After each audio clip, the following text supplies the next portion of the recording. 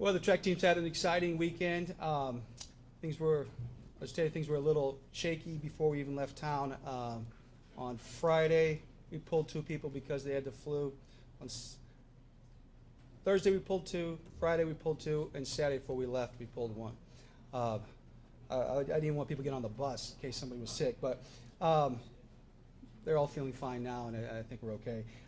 So we had some terrific performances, second meet of the year from most of these kids.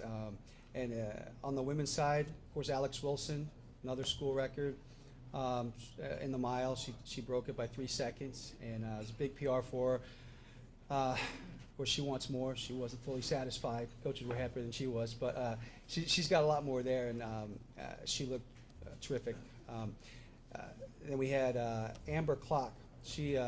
I expected her to run fast in the 800, but I didn't really expect her to run that fast. She ran 2:10, big indoor PR for her. She's #1 in the conference now by over 3 seconds, and she's just doing everything right. So thrilled at that performance. Chaley Rath, she's our sophomore. She's a multi-event athlete for us, but she's also an outstanding high jumper, and she's really starting to put things together. So 2 weeks in a row, she's leading the conference in the high jump. There's a lot more there. She could have got a couple more bars on Saturday.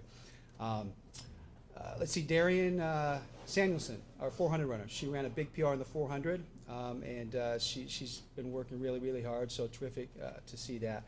Jamie Lindstrom continued to do great things in the throws. She went over 60 feet for the first time in the weight throw, and obviously Coach O'Mara does a great job with those kids. We had lots and lots of PRs that I won't be able to go through because there's no way I'll remember them. On both the men's and women's sides, but really great job by the women. Then on the men's side, Brandon Carnes, he's been wanting that school record now for some time in the 60 meters, and he got it. He tied the record in the prelims, and then he broke the record in the finals. So that also establishes a new conference record. That's how fast it is. So he's sitting very high in the nation. He's going to have to keep improving if he's going to get to the indoor nationals, but doing a great job. Nobody's even close to him in the conference right now. He came back in the 200. And set a personal best, and now he's leading the conference significantly in the 200 as well. Sebastian Barth, he's still undefeated.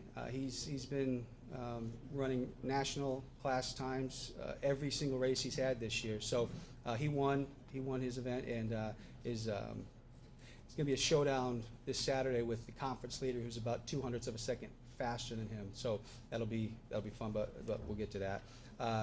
Justin Baker did a terrific job in the shot put and the weight throw. I'm sure I'm forgetting some folks, but you get the point. It was a really good meet. Okay, in the scoring, the men beat Iowa State and Drake, and it was very close with Iowa. They nipped us, and then on the women's side, the women beat Iowa State, and Drake. So they swept it, and terrific job for the women, really making some strides forward, and you're seeing the enthusiasm starting to build. These kids like each other, they support each other, they're into each other's performances, and that's the kind of thing that you want to see. We are still early in the season, though. We got a lot of work to do if we're going to continue to get better. But that's the mission statement: get better every day as an individual, make your team better every day, and by the end of the season, it's going to be exciting. This weekend, we've got a new format for the Jack Jennett. On Friday, it's a traditional open meet, and so we'll have a number of different teams. We might actually have a lot more teams rolling in now because of the weather on the East Coast. Some schools are starting to scramble for a backup plan, and we might be it. But that's on Friday. And then Saturday, we've got a 4-way scoring event with Drake, Wichita State, and Indiana State. And that's going to be just a traditional 4-way score meet, but these are some very good teams, and you're going to see a lot of the conference leaders going head-to-head in that meet. So really looking forward to that, and we have rescheduled the meet slightly so that it will end before the basketball game that I guess we're not allowed to talk about. But it will end before that, so it should be a really exciting weekend for us. Are there any questions? What do you think about going against 3 conference teams like that at this juncture of the season? Well, I like it. I like team scoring events. Track, I've been very critical of our sport because we've gotten away from that. It's hard for the casual fan to just show up and know what's going on. I think when you score track meets as teams, it's more entertaining for people watching, but it's also more entertaining for our athletes.